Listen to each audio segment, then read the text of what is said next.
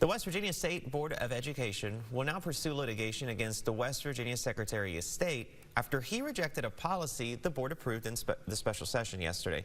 WSAZ's Addie Smith was at that meeting and tells us what led up to this. The West Virginia Board of Education voted to unanimously approve a policy during a special meeting Monday in Charleston. But that policy was rejected by the West Virginia Secretary of State. That rejection comes after the recent passing of House Bill 2755. But why?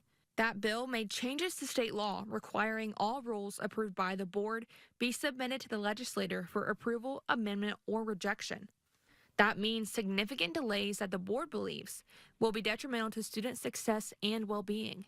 For example, the policy voted on by the board Monday, Policy 4344, which has to do with school bus safety regulations, would not be considered until the 2026 legislative session.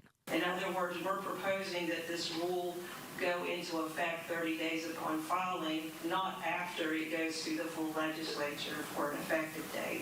The State Board of Education believes that House Bill 2755 goes against the West Virginia Constitution. Of course, the board's position is and has been that House Bill 2755 is unconstitutional.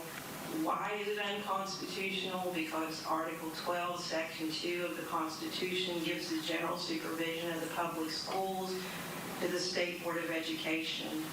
The West Virginia Board of Education says there have been several attempts over the years by the West Virginia legislation to gain oversight of the West Virginia Board of Education's rulemaking authority over public education. And when constitutional amendments were on the ballot in 1989 and 2022, voters rejected them. Addie Smith, WSAZ, Charleston. Now, we've reached out to the West Virginia Secretary of State's office for comment, and they said the Secretary of State's office will refrain from specific comments at this time.